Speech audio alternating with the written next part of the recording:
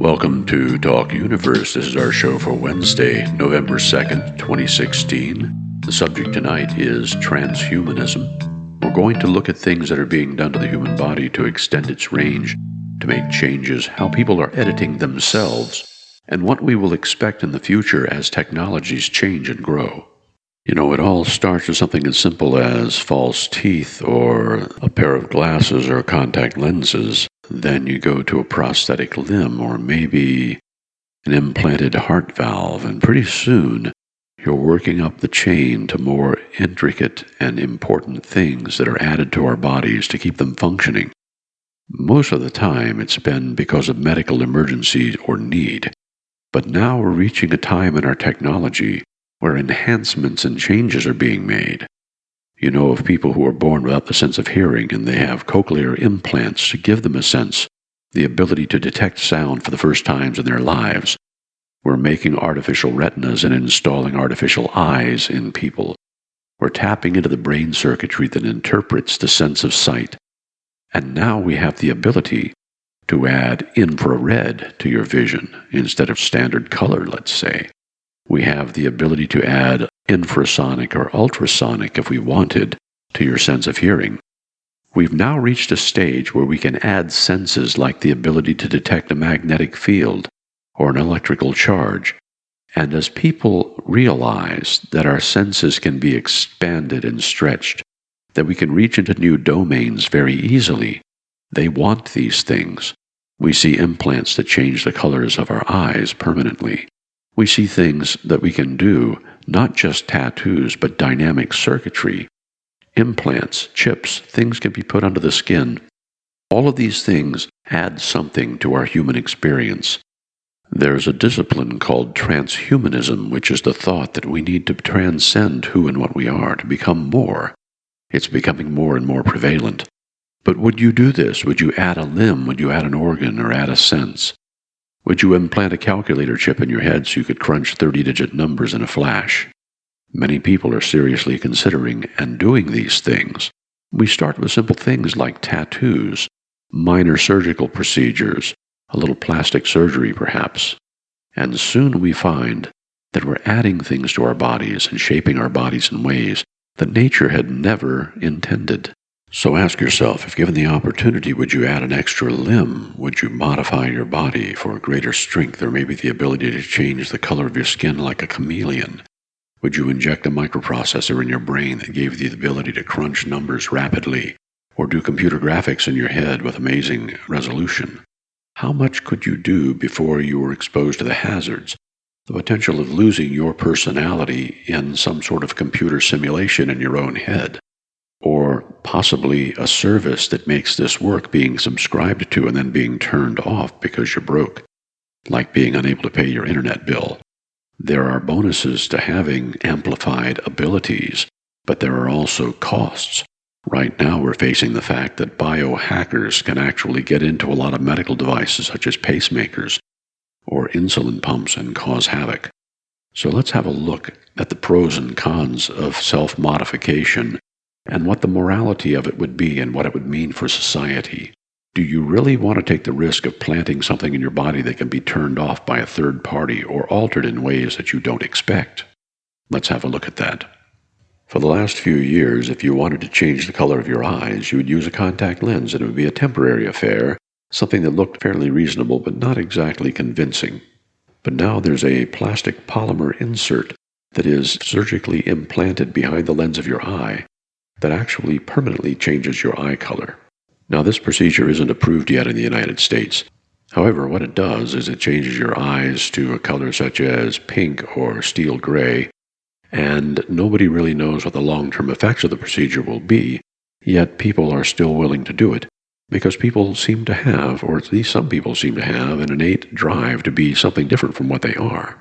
But changing your eye color is one thing, and adding functional hardware is another entirely, and at this point there already are systems designed that will allow you to put zoom or telephoto viewing in the lenses of your eye. Now, the tricky part is getting it to the point where your brain can control the system, where neural signals can actually adjust the focus. But it is coming, and we'll have it relatively quickly.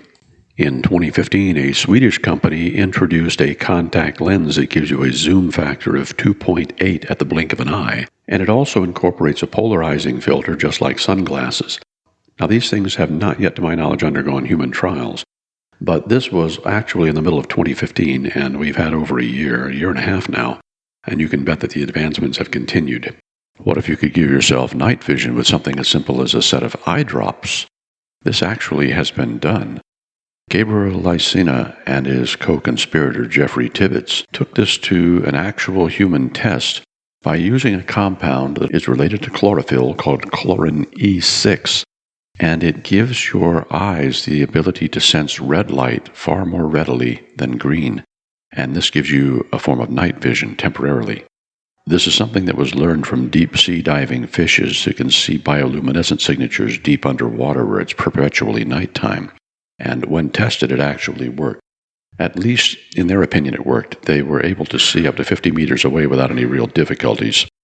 There's also a California company called Second Sight that's making digital eyeballs.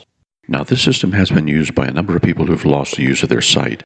And typically it uses an external camera which wirelessly broadcasts the vision signal directly to a digital retina implanted in the eyeball. This can directly send signals to the nervous system, which can be interpreted by the brain. The models are rapidly improving in resolution and complexity, and there is talk of extending the spectrum that they can detect to infrared, ultraviolet, and even X-rays. So imagine the ability to be able to see all across the spectrum with your eyes. Now, of course, there are already companies that make contact lenses that have video displays built into them, and they're getting better in resolution as well. Imagine being able to overlay what you see and a digital map as well. Imagine X-ray vision allowing you to see through the ground, to see hidden rooms, structures, pipes, wiring, or even landmines. Imagine being able to overlay ultraviolet or infrared or thermal vision on that, being able to see animals hiding in the bushes at night. All of these things are coming to reality and coming very soon, and with a little bit of progress, all of it will fit inside an artificial eyeball which would replace your regular natural eye. Imagine a bionic eye that gives you all of these abilities and more, things we haven't even thought of yet. Are you willing to do such a thing, to make a trade of your biological eye with an artificial eye that could give you this? Now, there's an important note about vision that a lot of people aren't aware of, and that's this. The retina is not simply a sensor full of light cells that pick up the changes in illumination and color. The retina actually has 3 layers of neurons inside and is a complex processing computer for turning the raw light signals and color signals into information such as edges and corners and shapes and movement. And that's the sort of information that gets plugged into the brain, where it's processed into the images that we see. The artificial retinas don't do a lot of that information processing, and learning to see with them is really a very different process from seeing the way we naturally do. With that being said, it's known that we eventually will have extremely compact, low-power processors that depend essentially on the heat energy of the environment around us to drive them. At that point, power consumption will be low enough and the density high enough that we can simulate or even exceed what happens in our standard biological neural processing methods. You see, one of the real problems today is much of this equipment requires batteries or some sort of power supply. But living organisms don't need batteries. They provide their own power. And as we become more clever with our advancements, we'll find ways to make the devices run on the same sort of power that our bodies provide for us. Now, at this point, we've already developed a number of types of batteries that can run on the resources of the body, such as the glucose in the bloodstream and the oxygen that's available. These produce a small amount of electrical power that's sufficient to run a lot of microprocessors and sensors. So we already have some types of power supplies that can be used by the body to permanently power devices. And if you look at the energy produced and consumed by our bodies, we typically have around 100 watts of power being produced on a regular basis by an average human adult. This means that all of the energy to run your muscles and keep you alive and generate your body heat totals about 100 watts. Now, of course, that number goes up when you're doing something strenuous like lifting things and running. But at this point, all we would really need to make something that would keep the same sort of operational profile as the human body is a compact power supply that could reside somewhere in your body, perhaps in an artificial limb or somewhere similar to that, and would produce maybe 200 to 300 watts on demand. But of course, it's not as simple as that. Whatever you have can't simply be a battery that you get to recharge at some point, because if a battery fails, you might need surgery to get inside and replace it. Furthermore, if it's something that has a chemistry that's not compatible with the human body and you're involved in an accident, piercing that battery could kill you. It might contain toxins. So we have to have a system that is completely compatible with our biology if there's going to be any sort of dense power storage and generation located in your body to power your bionic limbs or additions. And here's another hazard if you have some dense power supply located in your body and there's some sort of an error. Sparking or discharging can actually cause a lot of damage to the operation of systems that have delicate electronics inside them. It's something similar to epilepsy for the electronics. Now imagine if you have complicated sensors in your eyes, in your hearing, in your skin, and even processors in your brain, and some sort of electronic discharge occurs nearby. It could literally put you in convulsions. So there are things that have to be done to limit the amount of interference that you're going to pick up from outside or even internal sources. Imagine looking at those labels that you see on your phone, your car, your computer. All the electronics say things like must accept outside interference, must not generate any external interference.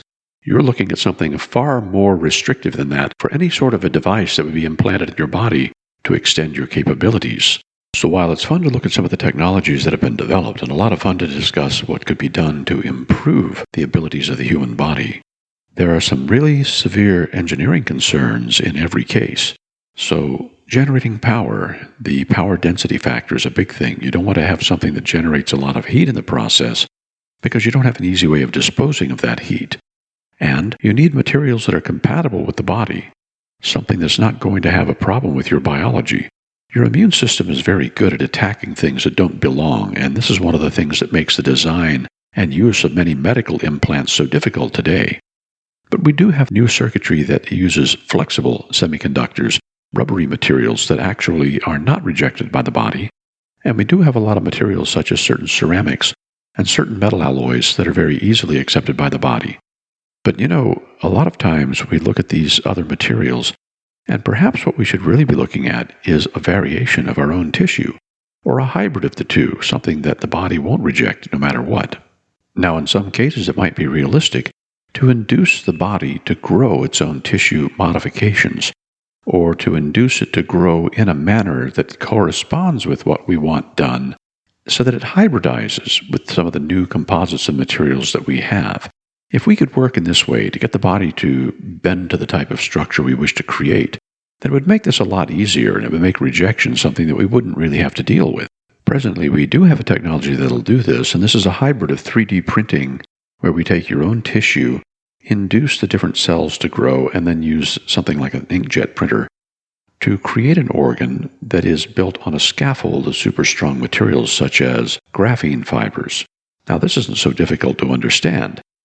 If you could impregnate structural materials such as bone with something much tougher such as titanium fibers or graphene fibers, or something that has extremely low weight but high strength, then you would be able to create a structure that would be superior in many ways to regular organic bone. And just a few years ago, an Israeli company came up with a type of fabric that could withstand an impact of 350 tons per square centimeter, like dropping a locomotive on a thumbtack, and it was bulletproof and flexible. Imagine having fibers like that in your skin, woven into the structure of your body so that you would effectively be bulletproof. Now, we're on the verge of doing things like this. It isn't so hard to imagine giving yourself the ability to be stronger, faster, lighter, bulletproof, heatproof, perhaps able to hold your breath for 15 to 20 minutes. Some of these abilities are coming along right now. And when we add to it the extended range of senses, such as being able to see radio waves or ultraviolet or X-rays, we can imagine a new type of existence where our range of sensory abilities and our range of physical capabilities can be stretched and expanded and go beyond anything that we might have imagined. Yes, these technologies are being developed right now. We need to look at the materials, we need to look at the applications, and just what is the reason for doing this. There are some moral and other issues as well. We'll discuss all of this and a lot more right after the break. This is Talk Universe.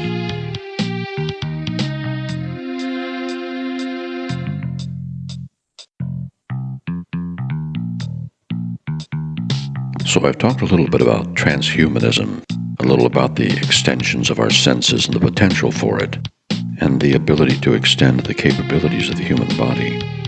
But what exactly is transhumanism? It's essentially moving beyond what the limitations of humanity or the human body might be.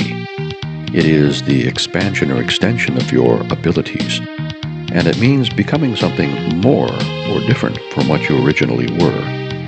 Now, the definition of transhumanism is the belief or theory that the human race can evolve beyond its current physical and mental limitations, especially by means of science and technology.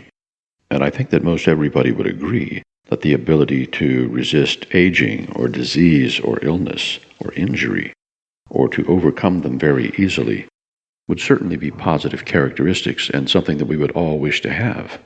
But transhumanism is not a new idea, and I'm taking this directly out of Wikipedia, that in 1923 some of the fundamental ideas were advanced by the British geneticist J.B.S. Haldane, and he wrote an essay, Daedalus, the Science and the Future, in which he predicted that the great benefits would come from the application of advanced sciences to human biology, and that every such advance would first appear to someone as blasphemy or perversion.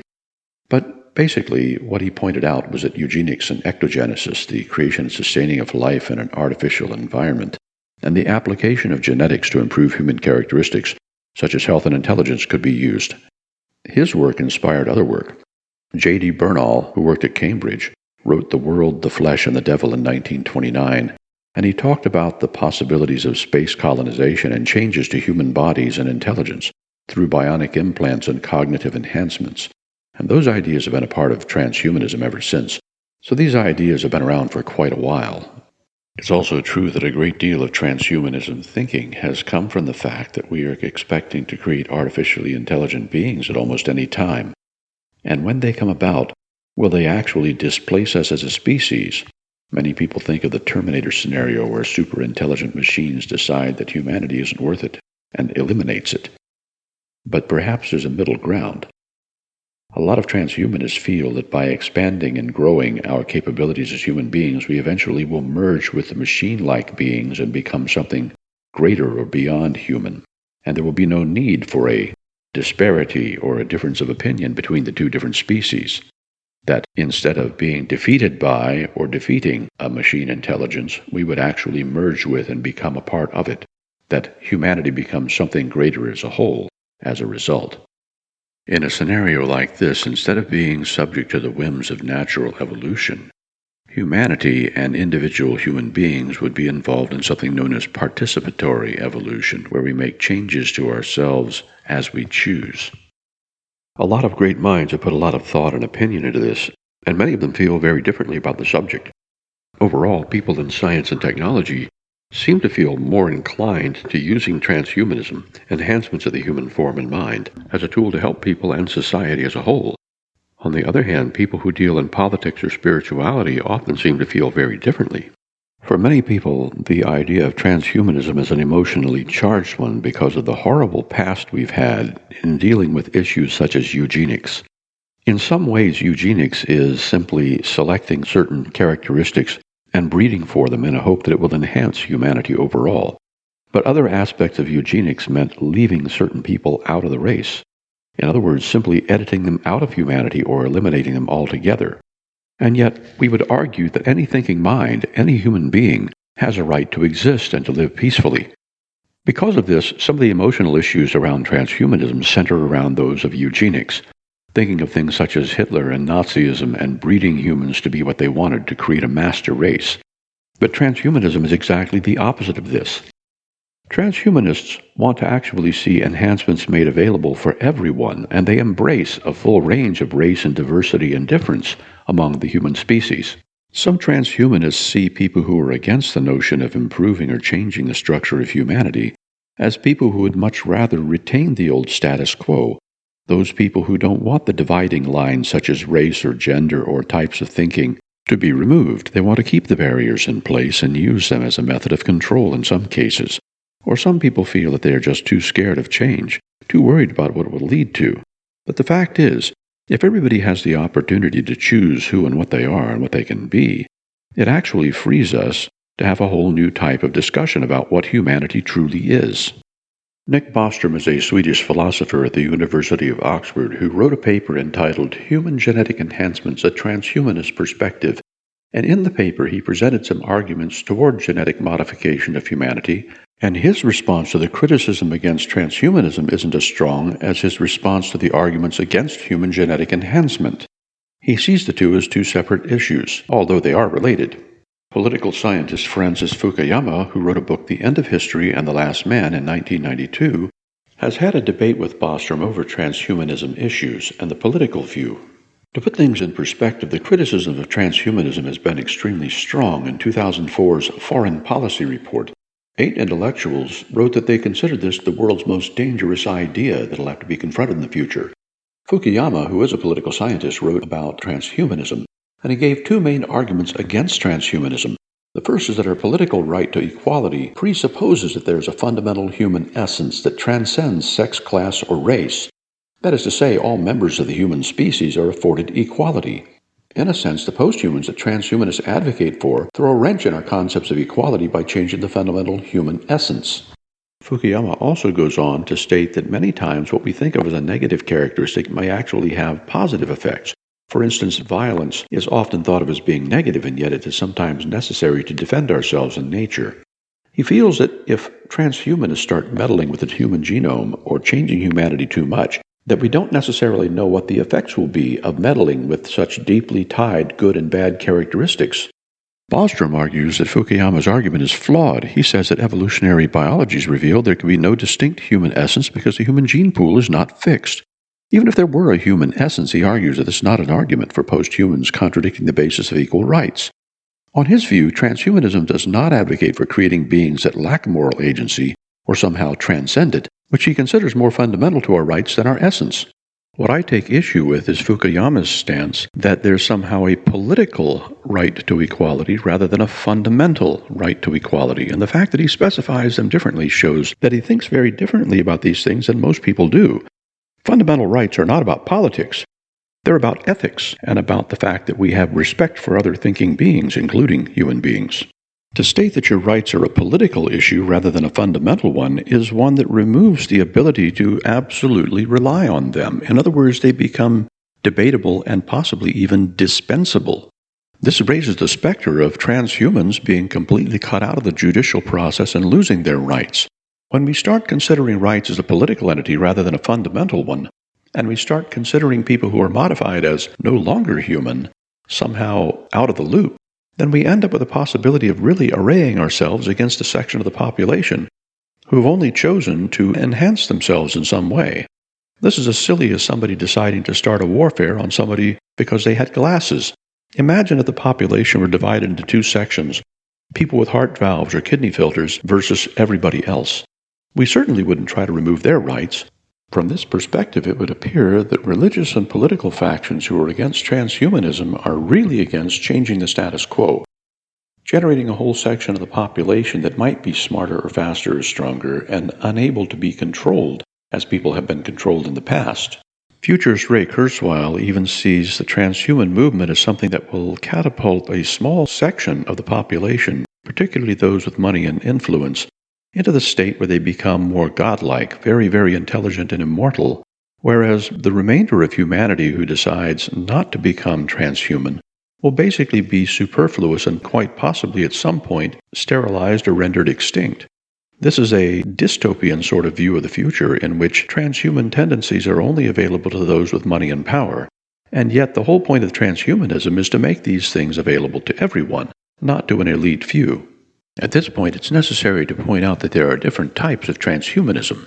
Kurzweil's thinking often includes the concept of mind uploading, a copy of your mind in a computer. But let's face it, that isn't you. Your mind resides in your head, and a copy in the computer would be nothing more than a copy, no matter how great the fidelity and how well it's executed. It still is just a copy of you, not you. But that then raises another issue. If your mind were uploaded into a computer, and even if it were a good copy of you and it felt like it was you and it thought that it was you, what would prevent somebody from editing that mind, changing it in ways that you wouldn't want? What would prevent somebody from erasing it entirely or putting it to work on jobs that you don't want to do? If you were truly immortal as a computer copy, and you were forced to do work you didn't want to for the rest of eternity, what sort of an existence would that be? Stephen Hawking's misgivings about artificial intelligence are well known, and his feeling is once we create AI, it will be the end of humanity. But artificial intelligence seems to be deeply tied to some of the issues of transhumanism. And what's interesting is that Elon Musk has recently funded an effort to do brain hacking, to understand the interior workings of the brain and perhaps even translate some of that information into a computer format. Musk's concept is called neural lace, and it would be extremely fine fibers that interface directly with the neurons in the brain and allow your brain to work directly with computers or AI. So at some point, an image of your brain might be created using this extremely fine mesh or network. So what does this have to do with transhumanism? Many times people have tumors or injuries to the brain that destroy parts of the tissue that control their movement or ability to control movement. A system like this could plug directly into the brain and replace or enhance those parts of the brain so that they function properly. But in the future, it could also allow the addition of new limbs and organs that you don't normally possess as a human being. So this could be the beginning of the ability to plug new arms, new legs, new extensions to your body in, and have an actual feel for them to map them into your body space properly. Work in experimental psychology shows that human beings are quite adept at putting on other bodies. Think about when you get into your car, you have an automatic feeling for its extent, its abilities, how large it is. You know how to operate it in a tight space, how to get it to park properly, and how to move around without hitting things. We develop a body image that can be triggered by certain surroundings. In this case, sitting in the driver's seat, putting on the seatbelt, and grabbing the wheel. You automatically get an extension of your body, a new volume and feel for it. The same thing can be said for any sort of transhuman modification that might be made to your body. But the differences are those modifications would be much more long-term than being able to sit in one vehicle or sit on another one. Imagine getting on a motorcycle or a bicycle. You automatically know what the limitations and differences are from your automobile. The other important thing to recognize is this. The issues of transhumanism are not technical problems because technology is growing rapidly and we're learning new things every day. In fact, we're learning and growing at an astounding rate. The real issues are the moral and the spiritual and the societal issues, the political issues. These are the issues that people argue the most about and do the least about. If you stop and think about it, you can see why this would cause so much upheaval, transhumanism being unleashed on the general population. Right now, the medical industry alone in the United States is worth many hundreds of billions of dollars. The pharmaceuticals market alone is in the hundreds of billions of dollars already just in the United States.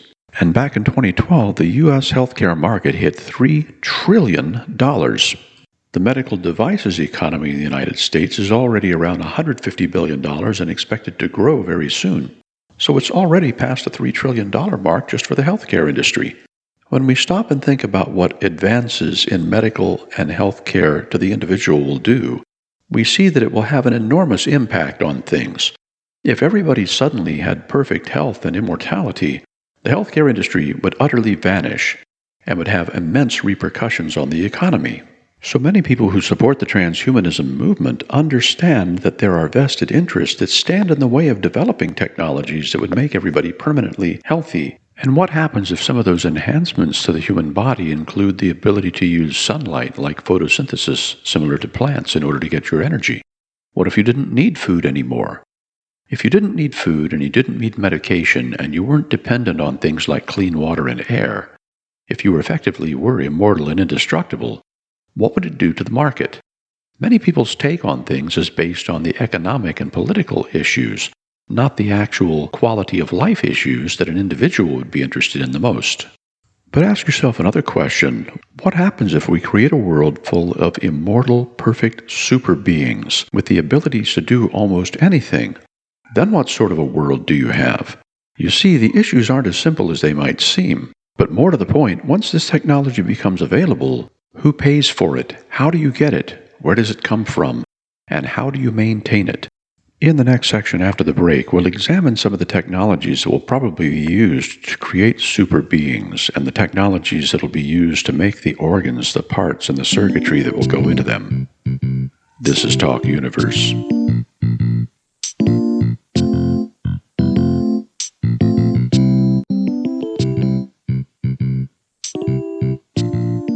In the beginning, transhumanism will start out easily enough, small things, such as the ability to change your eye color or to have telephoto zoom lenses in your eyeball.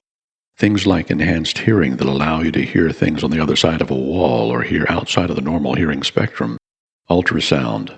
Things that allow you to actually take ultrasound and visualize it in 3D like a bat using sonar. Pretty soon, you'll see enhancements in your senses of touch. The ability to change the color of your skin on demand like camouflage or a chameleon. Then after that, there will be the implants. Things that plug directly into your nervous system so that you can play video games with complete realism, a sense of touch and smell and taste, all the tactile sensations and chemical senses tied into the virtual world. Pretty soon you'll have images plugged directly into the eye. You'll have Wi-Fi adapted right into the brain. Your ability to think and telepathically convey your thoughts as text or images or even sensations to others. Very soon there will be a network of devices throughout your body that communicate with each other and send all this information and extend your ability to think. After a while, the brain itself becomes the place to plug more devices, things that accentuate your ability to think and see and discriminate things, the range of color, the range of sense of smell, the ability to identify a chemical at a glance, being able to see its spectral signature by looking at it. Then after a while, you find that that's not enough. You need more memory storage, the ability to remember millions of numbers in the blink of an eye, the ability to discriminate all sorts of information that you normally couldn't even conceive of. Pretty soon, these enhancements displace part of the labor market. Human beings who aren't willing or desirous of having these sorts of advancements plugged into their bodies. After a while, natural human beings might not have a place in the labor market at all. Soon you see that there's a stratification effect. As enhanced humans gain all the upper edges, all the advantages, and normal human beings, plain old normal human beings, are unable to function in human society at all. This may be what's coming our way if we don't do something very rapidly. And maybe it's the right way to go, and maybe it's a disaster for us all. Let's have a look at that. Think back 100 years or 1,000 years, we find that the jobs that were available were actually very well defined and well known. You basically farmed or cared for livestock, or you were a blacksmith, or you made tile. You did things that people needed done, and those were things that you could learn within a few years and become quite good at, or you failed and you did something else. As society's pursuits became more developed technically, you became a chemist or a doctor or a metal worker or a fabricator of machines, and as the industrial age grew, those jobs became more specialized. Chemists in particular began working in solvents and dyes and fuels and other materials. Mathematicians were working to generate tables of logarithms and roots and numbers. Doctors were learning new techniques about sterilizing their instruments and new types of surgeries. With the advent of electricity, things became even more complicated. New jobs, but things you could learn in a few years. But the level of education needed to compete in the market grew. Soon you had to have a degree. You had to have at least a bachelor's degree, after a while a master's degree, or a PhD. In order to compete, to make your skills presentable, you had to fall into the rank and file of the economy as defined by schools and businesses and industry of the day. There will be no difference to what happens with human enhancement. Those who have the enhancements and new abilities will be able to take on new jobs unlike anything that you or I could imagine at this time, and those jobs will only be available to those who are capable of doing them, or AIs. Without a doubt, the first people to be enhanced will probably be soldiers. There has long been a push to make a super soldier somebody who has greater endurance and ability, the ability to carry heavy objects, to remain undetected, to do things with stealth, to have sharper senses. All of these things are being built into robots, yes, but we still have a great reliance on the human factor, its flexibility, its uncanny ability to function in a biological and dirty world. Robots aren't quite there yet, and AI certainly isn't there yet. But with enhancements of the human body, the ability to stop bleeding at a thought, to accelerate the wound healing process, To remain breathless and silent with suppressed heartbeat and breathing for maybe minutes at a time while the surroundings are being scanned by enemy instrumentation, those are things that will be very highly desired in the warfare of the future. And sadly, you can expect that there will be warfare, for human beings are what they are, and conflict is inevitable. It's a shame we can't turn our talents to actually improving the status of the human species, how we live and how we interact with others. But at least we have the possibility of doing that. Perhaps it's a more fundamental problem, evil itself, and not just who and what we are and the conditions that we live in. Transhumanism can't cure evil. That would require something more miraculous and far deeper reaching. But it could go a long way toward curing illness and hunger and poverty. As strange as it seems, all of our technical advances have not done a whole lot to cure these conditions in the world, and in fact it seems that money and politics have actually amplified them, made them far worse. But one of the fallouts of conflict is generally technical development, and many of the materials, techniques, and technologies developed for use in warfare or in defense have actually been turned to better, more beneficial uses.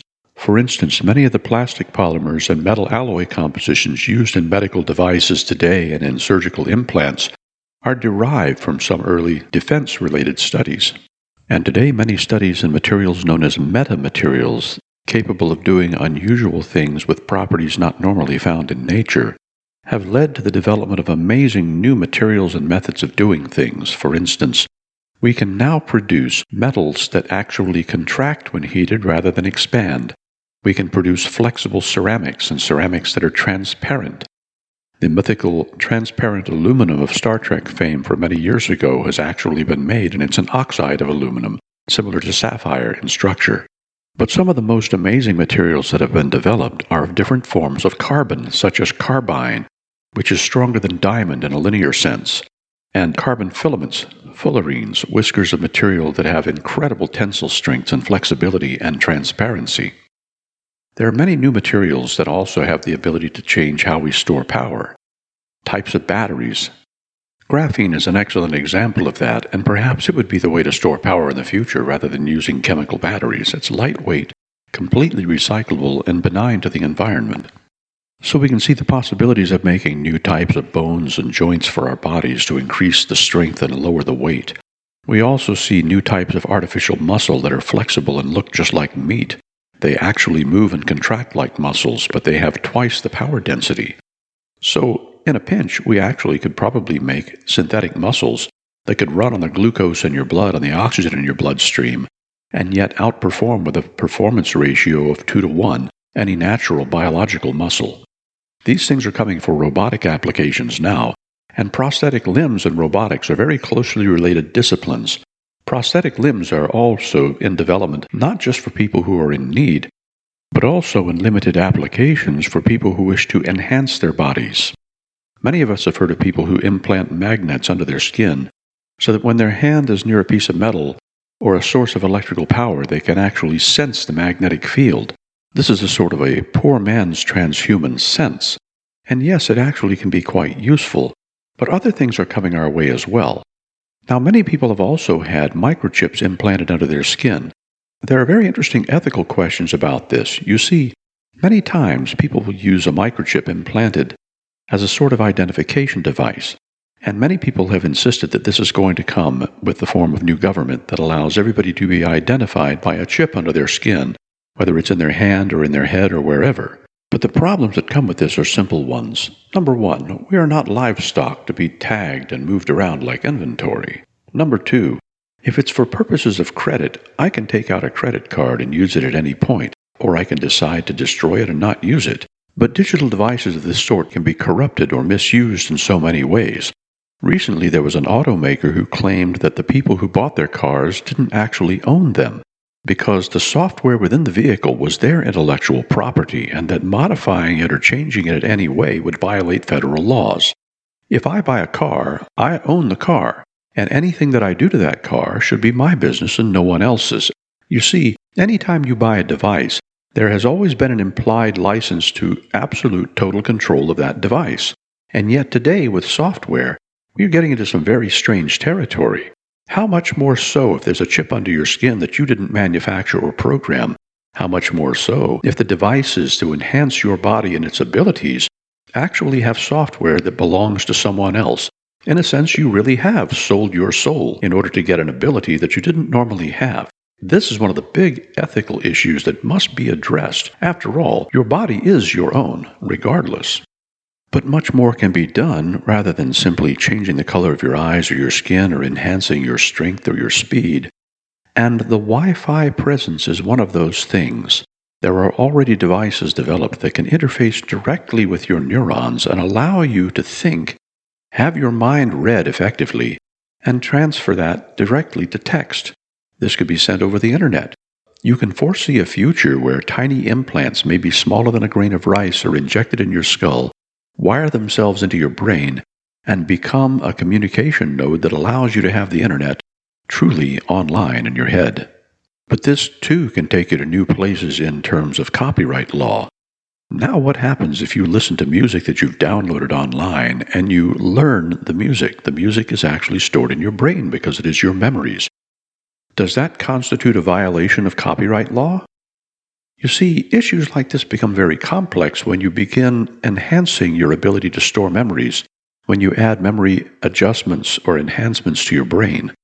Now you reach into territory where the division between self and non-self gets rather murky, and law can apply to places you wouldn't expect. After all, recently it was demonstrated that if you took the three values that represented the color values of a certain logo and you represented them in any form whatsoever, you were violating copyright law. So that means that three numbers picked at random, if they happened to match the color scheme of a specific logo, would actually be illegal to pass on to someone else. Now, all that aside, when we talk about enhancing your body and your senses and adding limbs and upgrading your brain and adding more memory and the ability to think faster, there are a couple of things we haven't touched on. One of them is adding a processor in your head that acts like a virtual reality simulator so that you literally sit down, close your eyes, and go into a state when you're walking around in your own virtual world that's completely embedded in your skull. And it can contain all sorts of things. It could remain a place where you keep your memories, your videos, your audio. It could be a place where you simulate or play games. It could be a place where people literally become catatonic and lock themselves into a fantasy world. And this certainly is coming.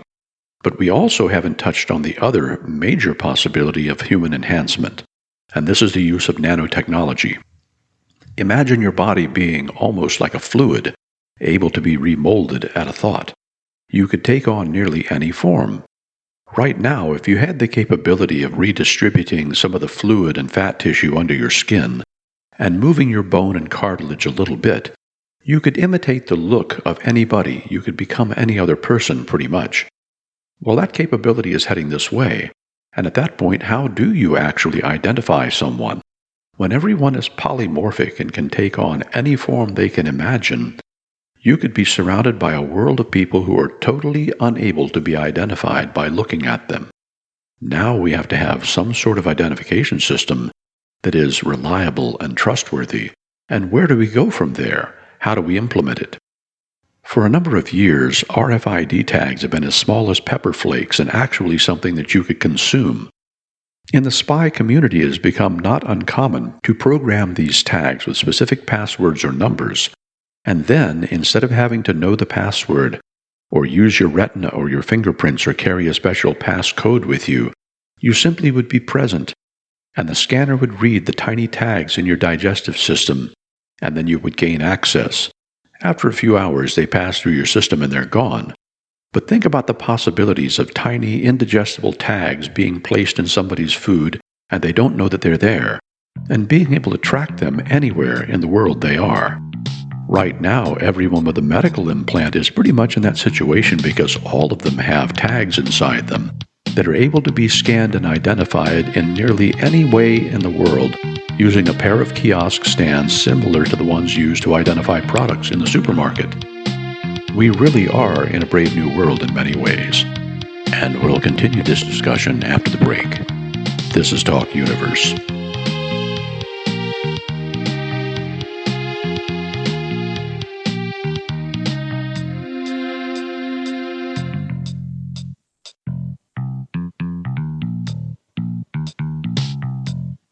It seems pretty clear with nanotechnology and advanced technologies in electronics and materials, we could create an amazing body that has nothing to do with biology whatsoever. The question is, as you're upgrading yourself, as you're becoming a transhuman monster of sorts, a hybrid of all these technologies, where do you actually go? In the beginning, we can imagine using 3D printing to create organs or changes to our structure. Later, we can see the inclusion of other materials such as the carbon composites in our bones and advanced alloys to make the strength and the weight ratio so much better will have a big influence. And then later we see that minor changes in the mechanics can give us the ability to change our form somewhat or add limbs or remove them at will. But then we get to nanotechnology, and the ability to become fluid and change ourselves at a thought is present. But what happens when we reach a point where we realize that biology isn't necessary for our lives at all? That what we really need is a substrate that provides a place for our minds to reside and operate, and that all the rest is simple extension. We can reach a point where we wonder what humanity really is. Is it the way we think, the structure of our minds? Is it our opinions? Is it our civilization? What is it? Humanity arose from the cultural need to support ourselves in a dangerous and harsh world, and simple creatures became more complex over time. Humanity simply has one of the most complex brains on the planet. Arguably, dolphins and whales often have more complex brains, in part due to their need to process the sonar images in order to see them properly. But human beings are no slouches. They have very complex brains and are capable of handling a lot of abstraction. Now let's look at the development of the microprocessor and how it has grown so rapidly, explosively rapidly. We now have processors capable of literally trillions of operations per second, and it won't be long before we're able to find ways to get those things inside our heads. We know how much can be done with simple computers that do games right now. Can you imagine what would happen if we really put a concerted effort into turning those into tools that could do great things for us instead? Where our ability to image the world around us, to reimagine the world around us, really comes into play. When we combine nanotechnology and advanced processing, we reach a stage where we understand that processors can be so small they could fit inside a single cell. What do we have now if we combine this neural lace that Elon Musk proposes and these nanoprocessors? Perhaps what will emerge is the ability to take a complete, whole, and total image of your brain, all of your thoughts, all of your memories, and all of your processing ability, and make an exact living copy of it in a nanoprocessor substrate of some sort. Something that we should consider is this, however. It doesn't really matter what your body is like, what it's shaped like, what its capabilities are, how large or small it is. What really matters is the operational power of your own mind. What matters is who you are inside, your morality, your decisions, and your feelings. And no matter how fancy or technical we get with the body that you're given, or the body that you create with what you're given, you still remain the person that you are. When we begin adding hardware to the human brain, when we begin altering the structure of the mind, we start changing what we truly are at an inner level. When we have the ability to edit what a human being is at the most fundamental level, we then have some really difficult questions to face. As previously stated, there are things within us that are both good and evil. Things such as violence might be used for protection and not just as a tool for doing harm. But you see, we really don't understand how those things are deeply interconnected. Transhumanism makes us face many of our social issues more so than any other technology because it cuts to the very heart of who and what we are. But there's another face of this as well. There are some environments that human beings are incredibly frail when compared to, and the vacuum of space is one of them.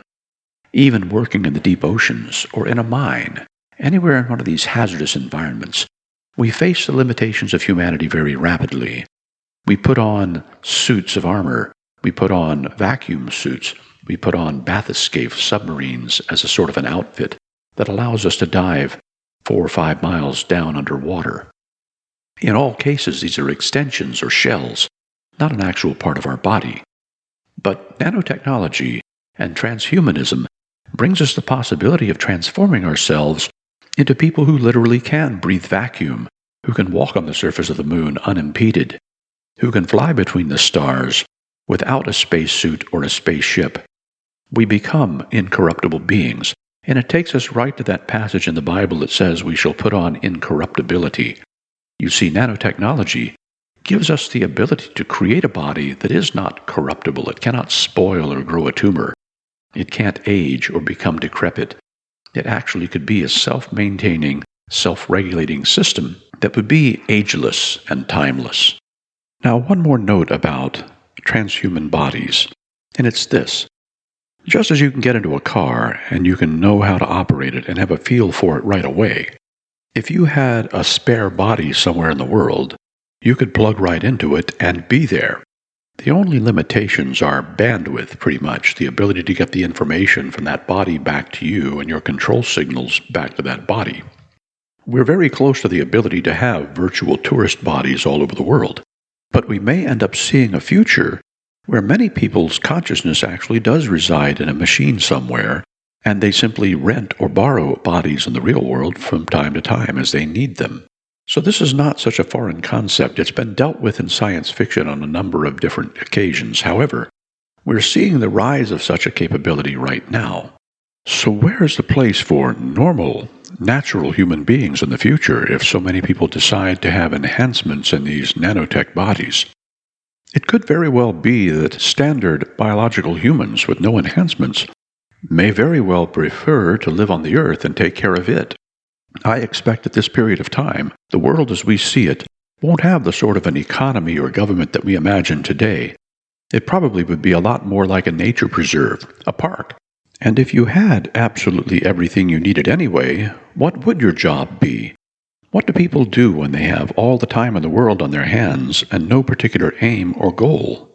My book recommendation is one of my favorites, and it's Engines of Creation, the Coming Era of Nanotechnology, in specific because of what it discusses in processing, materials, and science and industry. It's by K. Eric Drexler, and it's actually available on Amazon.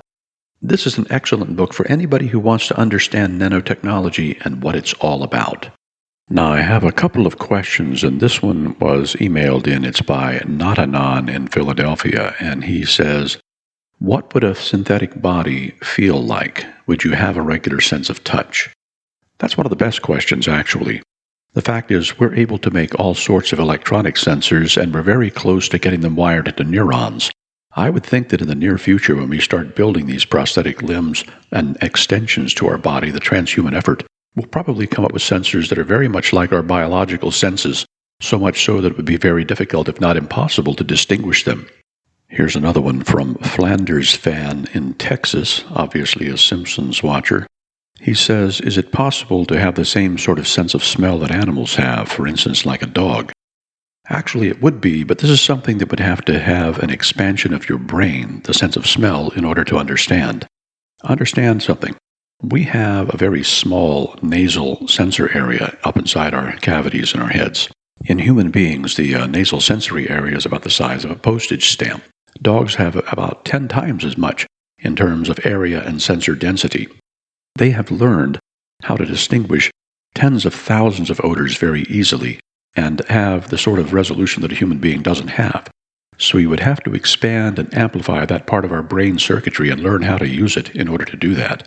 But I don't see why it wouldn't be possible. If we're messing around with the wiring of the brain, then just about anything becomes possible. This question is from a Miss Vidalia from Mississippi, and it is, suppose you have your brain altered and you do something immoral. Wouldn't your soul end up going to hell if you died? Now that's a really sticky one. Suppose you were under the influence of a drug and you did something that you normally wouldn't do. If you were caught, you certainly would end up going to jail for it. If you freely gave consent for your brain to be modified in a way that ended up where you lost control of what you were doing as a result, then I would say that you would be responsible in the same way that somebody would choose to be responsible when they get drunk and then go out and drive a car and end up killing somebody. I think that there are some really deep issues to consider there and difficult ones to answer. Here's one from Josh 4G5 in Montreal, and he says, Couldn't this sort of technology be used today to help people who are missing limbs, to give them a sense of touch back? Well, absolutely it can, yes. We actually have a number of efforts going on in industry and in colleges and even private research where people are working very hard to find ways of returning a sense of touch to people. The biggest issue is how you interface with the neurons directly. Many people have to get electrodes implanted in the neurons to act as terminals that can send and receive the information from, let's say, a computer chip. This is something that's becoming a little more common, and they've got 4 or 5 different ways that seem to work pretty well. I would imagine that at this point you'd implant some chips under the skin that are in direct contact with the neuron ends and would act as the transmitters of that information. And yes, in that case, then there'd be nothing to prevent us from giving some rudimentary sense of touch, probably. I would imagine that could be done in an effort taking about 6 months with all the technology we have right now. And there are some people who are getting a sense of touch back with prosthetic limbs today. So it's not out of the question. It's something that probably could be done pretty rapidly. That would be an early payoff of some of the transhuman research being done. So now, let's say that you had the opportunity to have yourself expanded. What sort of abilities would you give yourself? Perhaps the ability to run 60 miles per hour? The ability to lift a ton of hardware in the air? The ability to walk through fire for 15 minutes or so without worrying about the heat? Just about anything that you can imagine can be done with a lot of robotics today. How much better it will be once we get the more subtle technologies and nanotech involved is hard to say. But I imagine that it will be something nothing short of miraculous. When we stop and think about how people considered the world 1,000 years ago, how everything was nature or magic or religion, very little science involved in most cases, they had a picture of things that was very different from the one that we have today. And yet most people really don't know a whole lot about science and technology. They simply live with it and use it. So perhaps at the heart of it all, their pictures are the same. It's just their knowledge that is different. But the most important thing to recognize is we're still at the very beginning of learning science and technology. We're just starting. There are thousands of times more things that we're going to learn over the next 10 years than we have ever known before. And what that means is that our most advanced and most amazing technologies are already obsolete in so many ways. There's an old saying that if it works, it's already obsolete. And that's true.